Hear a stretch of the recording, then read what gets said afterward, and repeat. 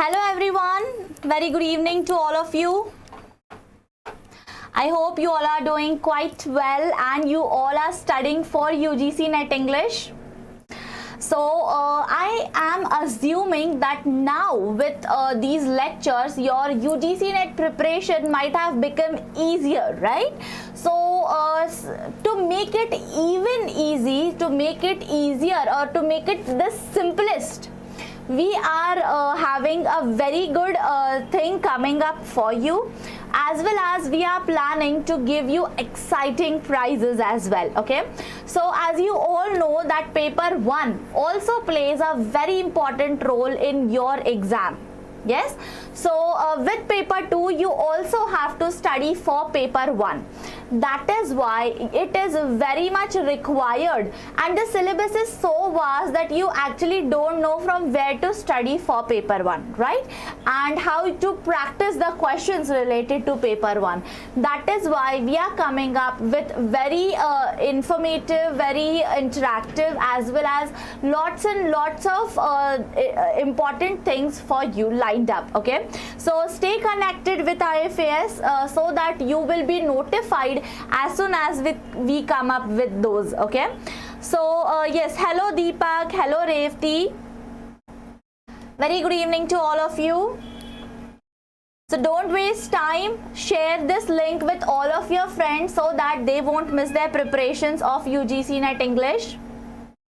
And I hope you all are excited to learn another new topic of British literature.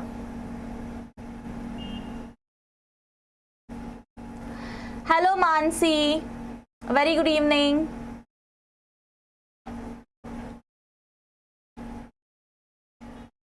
See, here is the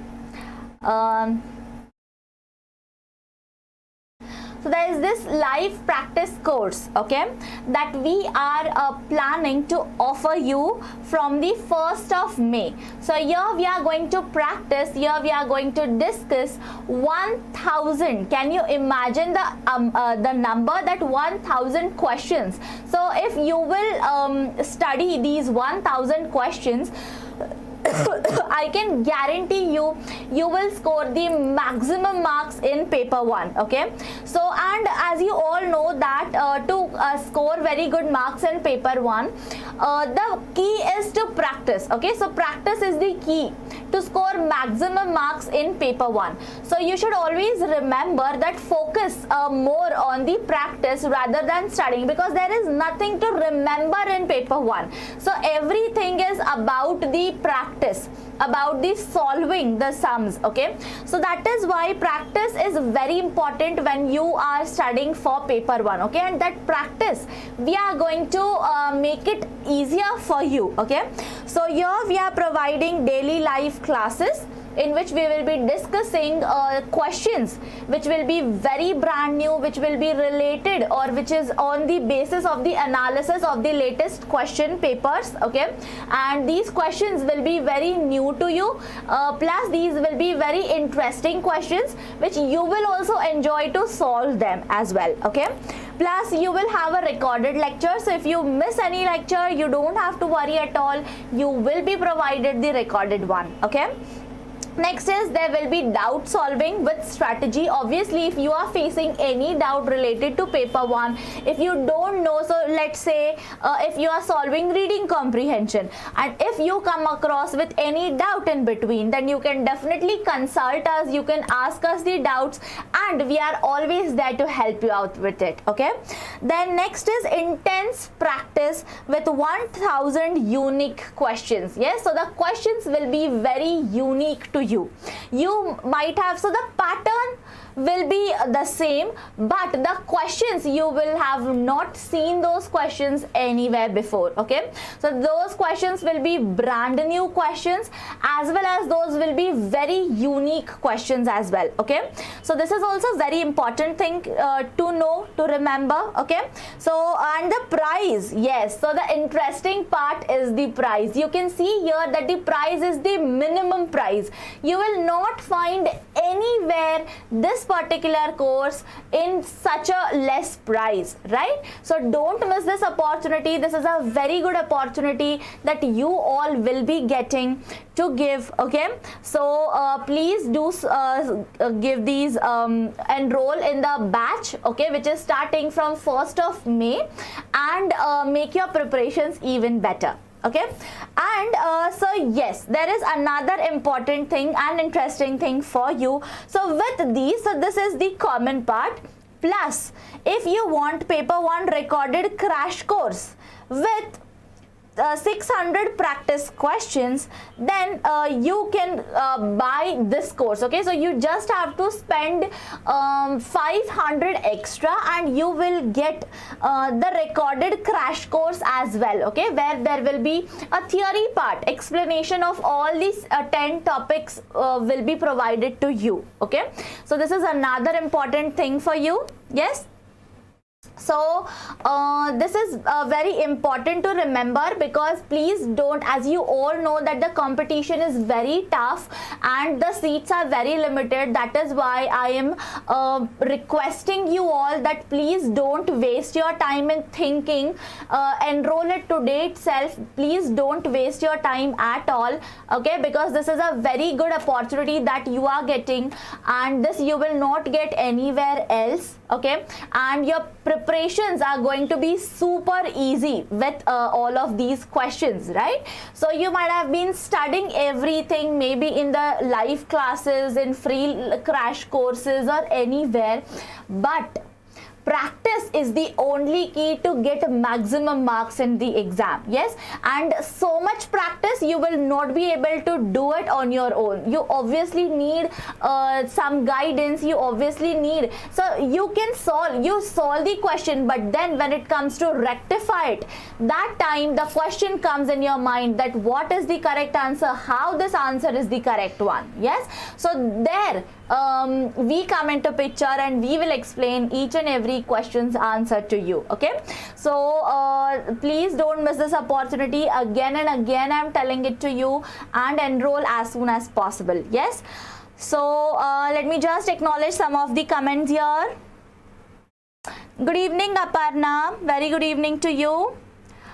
Yes Disha, I hope the offer is clear to everyone. Hello Sonam. Yes. Yes, definitely Praju, the offer is very interesting. So that's the reason I am being so concerned, and even we want you all to score the maximum marks in paper 1 as well as paper 2, but paper 1 is the score booster, as you all know. That is why currently we are, and for paper 2 theory part might be one of the reasons, but for paper 1 practice is the key. Okay, that is why we are so much focused on paper 1's practice questions. Okay, so yes, that is it from my end, and now we are going to talk about the actual topic where we ended yesterday. Okay, so here I am going to talk about the clubs and coffee houses which were started in the Enlightenment age. So as you all know that the Enlightenment age was the age where actually the scientific things started happening, and there were lots of changes started happening. So that is why the writers, the poets, the authors, they all wanted to come together. They wanted to share their views. They wanted to discuss lots and lots of things amongst themselves. Okay, so that was the reason for all these clubs and coffee houses. So this is a very basic or very interesting background about the Enlightenment age. So if the question comes in your exam that when was the coffee houses started, the answer will be in the Enlightenment age. Okay, and you already know the age of the Enlightenment age, right? So from where till where are these coffee houses, you already know it. Now we should also know some of the things related to these coffee houses, that what was the purpose of these coffee houses. So basically these coffee houses were built or were so who used to visit these coffee houses? Obviously the writers of the same view. So for example, if I believe in romantic writing, the people or the writers of the same view are gonna come where I want to meet them. So they used to decide one particular place, one particular club, one particular coffee house. They used to meet there and they used to share their views on the same topic. Okay, so for example, if I want to share my views, or if I want to gather some more knowledge related to, let's say, COVID vaccine, okay, so if that is the topic, if I want to gather some information, now I am not going to go to each and every scientist and ask the scientist, right? So that is why, what is the easier way to do it? What I will do, let's gather somewhere, I'll invite all the other scientists at one point, at one coffee shop, maybe let's say Starbucks, and there all others will join with me, and then we will share our views on it, okay, and then I will increase my knowledge, they will increase their knowledge, they will share their knowledge, I will share my knowledge. Yes, so that is the interchange, that is the exchange of knowledge, that is the exchange of ideas, exchange of thoughts were happening at that time. That was one. So that was the basic reason was to share the literature, share the culture. Another reason was the political reason. Okay, so political clubs and the coffee houses were also started. Okay, political coffee house, political clubs were there. So for example, you might have seen right now there are different clubs of riders.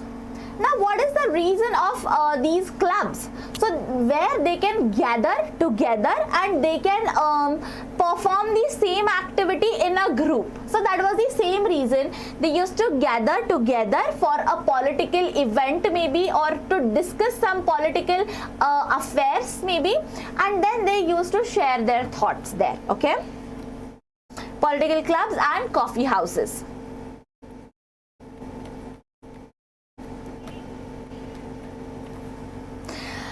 Then they became a great part of social life as well.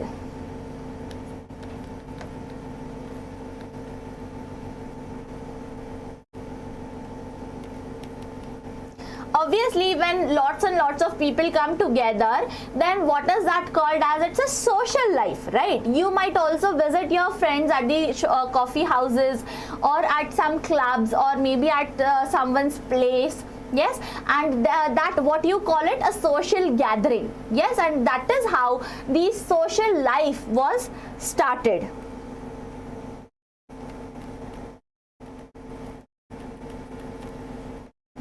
Now we are going to talk about some of the famous political clubs. Okay, so there were two famous political clubs.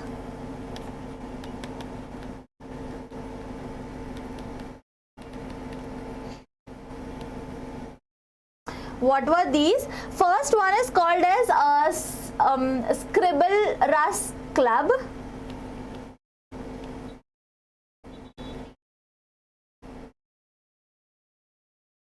And the second one is Kit Kat Club. So as we all know, in today's world we give it a name as a katta. Yes, friends katta maybe, or let's say chit chat club. So similarly they gave it a name as the Scribble Rush Club, where they can scribble something, means where they can write something about literature, or Kit Kat Club. Okay, so these were the two clubs that were very famous. Now another literary feature, if we want to talk about, is the periodical writing. So in this particular age, in the Enlightenment age, periodicals were being written a lot, because obviously people started reading lots and lots. People wanted to know, people wanted to gain lots of knowledge about different things. That is why periodicals were started. Okay, so people started writing, or writers started writing about the periodicals. Now what is a periodical? Obviously you all might know what a periodical is. So basically a periodical is something which is written at some point of time. Okay, so for example, if today you want to write something. So if something is written today, then there will be weekly periodical after a period of time which is written. Okay, so for example, let's say they have decided to write in every week. Okay, so if it is written today, then it will be written on after the 7 days. Okay, so that is why how the periodicals are written. And what is written in the periodicals? The important things that they want to talk about are written in those periodicals. Okay, then another important thing is satires. Now what are satires? You all know what satires are. Yes, so it is basically the sarcastic elements.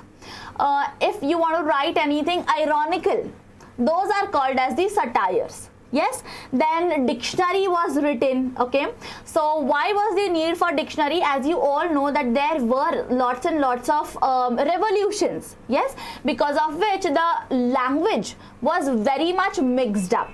So, and there were lots and lots of people who came from different parts into the England. Yes, so there were French, there were Germans, there were Italians, there were Greek, Roman, everyone was there.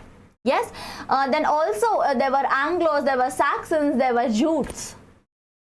So that is why there was a need, and everyone's language, everyone's dialect, everyone's words, vocabulary was different at that time. So there was a need, and everyone was not able to understand those words. So for example, if you in today's world, if you want to read the original context, the original writings of William Shakespeare, you're not able to understand it properly. That is why to know the meaning of those words, you required a dictionary. Yes, so nowadays you know the value of dictionary, you know the importance of dictionary.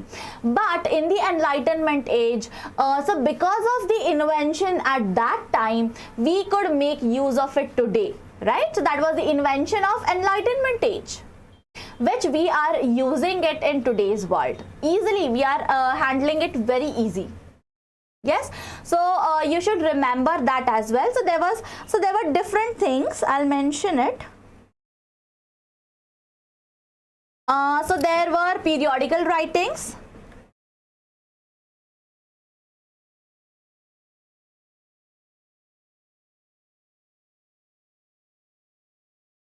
Then there were satires. And then there was also dictionaries. I hope my handwriting is clear to everyone. If not, do let me know. I will erase and write it again. Okay, there's no point in please don't hesitate in telling it to me. So now this is the background, or this is the political background and everything which was behind the literature. Now we are going to talk about the ones who actually wrote the literature. So here we are going to talk about the important writers in this age. Okay, so yes, thank you so much Aditi for clearing this. Thank you so much. Yeah, so coming back to the point, so if we talk about the important writers, the very first name that pops up into our head is the Alexander Pope. Yes, because as you all know that the Enlightenment age is also called as the age of Pope. Right, means the Pope's writing is very significant in this age. Okay, so so he was a very important poet and a very important writer of this age. So the very famous writing of Alexander Pope that you all might know is that the Rape of the Lock. Yes, it is again a satire, as you all know, plus it is written in so he used most of his writings or his poems in heroic couplet. Okay, now I don't think so there is a need to explain to you what a heroic couplet is, right? But you should be clear with this that this Alexander Pope made use of heroic couplet in most of his writings. Okay, then the second thing which is very important to know is that Rape of the Lock is a very, very famous work written by Alexander Pope. Okay, then there are other works such as the Dunciad is another, then Epistle to Dr. Arbuthnot, then an essay on criticism, then an essay on man. Okay, so these are the important works written by Alexander Pope. So we are going to write it one by one. If you are making notes, always make this habit of making notes. Okay, so whatever I am teaching it to you, you also write it down in your notebooks as well, or wherever you are keeping your notes. Okay, please do write it. So the very first thing, he was most important poet of this age.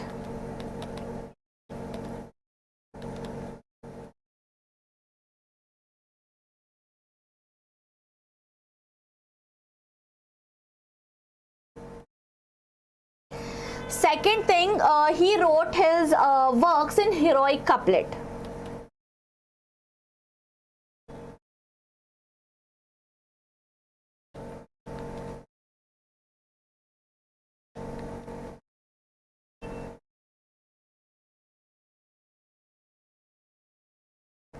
Next, now we are going to talk about the famous works of his. What are the famous works? The very first is, yes, what is the very famous work of Alexander Pope? Rape of the Lock.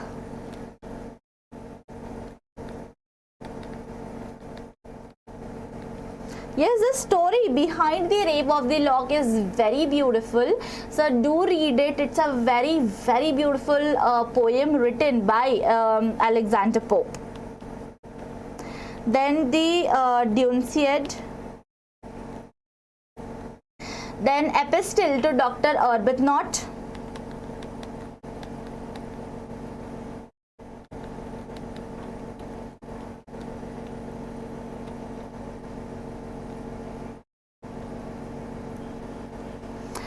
then an essay on criticism,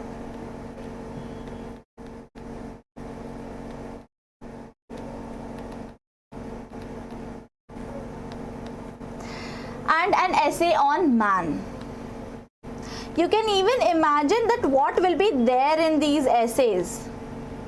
So these essays are the literary theory written by Alexander Pope, okay, which was again criticized by lots of critics. Yes, Kajal, what happened? Is my voice breaking? Is this problem with everyone? Please just let me know so that I can make it clear.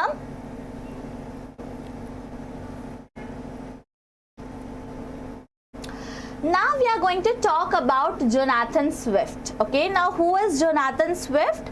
So basically Jonathan Swift was a great prose writer and English satirist.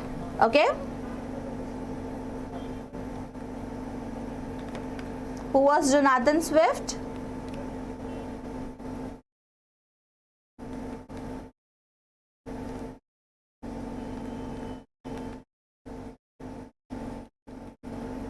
Okay students, just give me a minute. Let me just fix the speakers.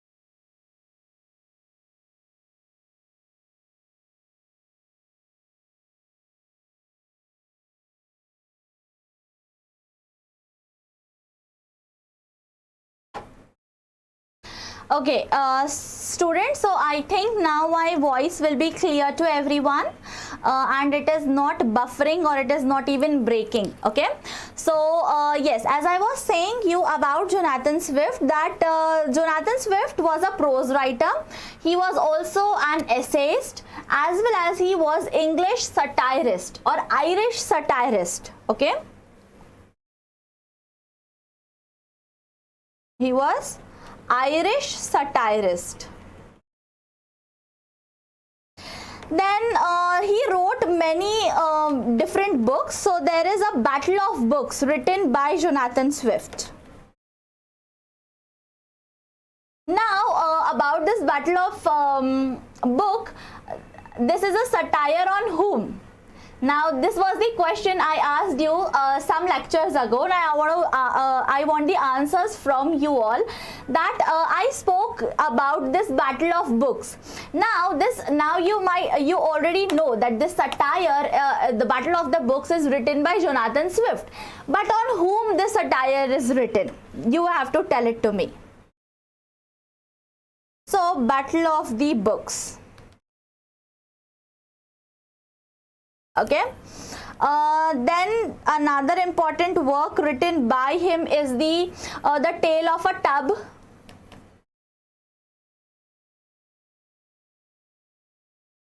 Then very famous work, that is the Gulliver's Travel. On this novel, the Gulliver's Travel, there is one movie, if you might have seen, it's an Bollywood movie which says Jajantaram Mamantaram. The name of the movie is Jajantaram Mamantaram. So this Jajantaram Mamantaram movie is based on this particular novel, which is the Gulliver's Travel, where there is a very huge man, giant man, okay, and he enters into a city where there are people who are this tiny. Okay, so the whole story revolves around that particular culture and everything related to it. Okay, it's a very beautiful movie, very interesting movie.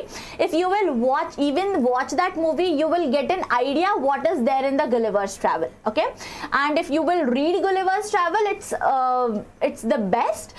Do read it, because it is also very interesting to read. Okay, it's like a fairy tale you are reading. Okay, so then please remember this Gulliver's Travel.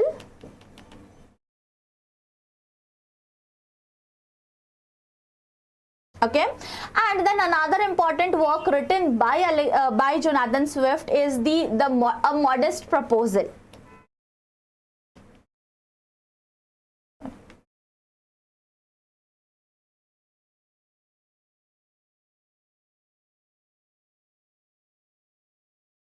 Okay, I hope all of these famous works are clear to you all.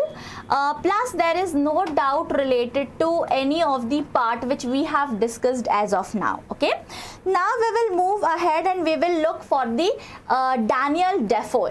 Now who was Daniel Defoe? So basically Daniel Defoe wrote fiction. You all might know what a fiction is. Okay, fiction means imaginary things which are not into the real world. Yes, so so Daniel Defoe basically wrote both fiction as well as political pamphlets. So political pamphlets are something which is real facts. Yes, so he wrote both the genres which are completely contrast with each other. Still he wrote the fictions as well as the political pamphlets. Okay.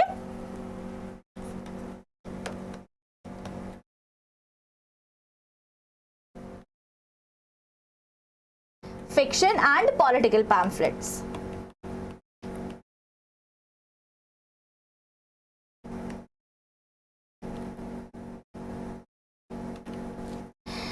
Next, now we are going to talk about the famous works of Daniel.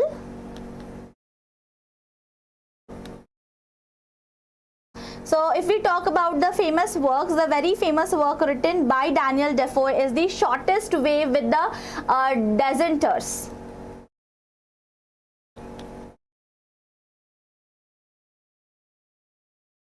So students also remember, have a very interesting thing about, so there is something that connects with the writer as well. Okay, so you have to remember it in those senses.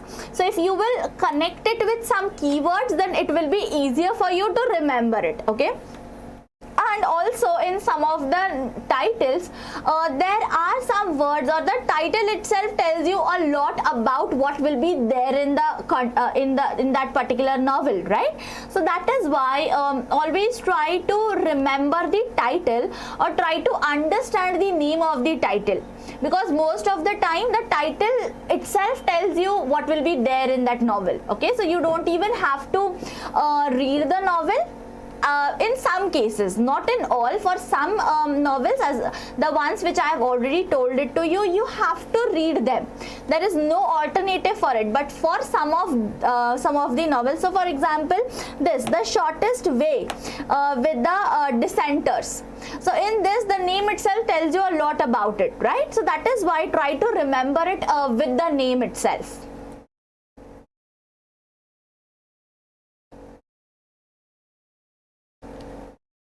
With the Dissenters. Then another important is Robinson Crusoe.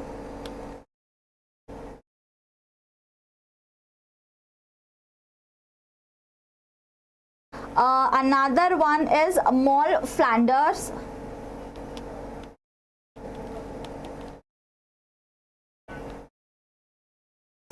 And the last one is Roxana. Okay, so these are the most famous works written by Daniel Defoe. Okay, so this is it for this particular session, because I don't want to give you burden of remembering and revising such a big amount of knowledge. Okay, so just revise whatever we have discussed. Try to remember most of the writers and most of the works written by them. Read most of it. So for example, as I told you, the Gulliver's Travel, or maybe the Modest Proposal, or the Moll Flanders, or Roxana, or Robinson Crusoe. So try to read them. Okay, or at least get a summary of them, so that it will be easier for you to remember in the exam. Now in the exam, they will not ask you which is the famous work of Daniel Defoe. Okay, they will ask something which is there in the Roxana. But for that, you should know what a Roxana is, what this novel talks about, what this work basically talks about, who is the writer of this. Now, as you have studied it below the section of Daniel Defoe, now you know that the writer of Roxana is Daniel Defoe. Yes, and now the things, you will start linking up those things with each other. Yes, and then it will be easier for you to give the answers for the questions. Okay, so start linking it, start attaching it, and start making some, then it will start making some sense to you. Okay, if you are just reading those things, you are mugging up the things, then that is not going to help you out. Okay, so read or learn English literature in a way as a story. Okay, if you will read English literature as a story, then it will be interesting, as well as you will enjoy learning it. Okay, so don't think that English literature is vast, very hard to remember. How am I going to do it? If you will read it in a story format, definitely it will be easier for you to remember each and everything. Okay, and start linking those things. Okay, make a mind map of all these things, and then you yourself is going to tell me that, ma'am, this concept that you taught me was very easy to remember. Yes, okay, so this was it for this particular session. Thank you so much for your patient listening, and I hope this is going to definitely help you to boost up your UGC-NET English preparations, as well as don't forget to enroll in the course. Don't forget to give the contest in the app. Okay, and we will end the session here. Till the time we meet next, happy learning and have a great day ahead. Thank you so much, everyone.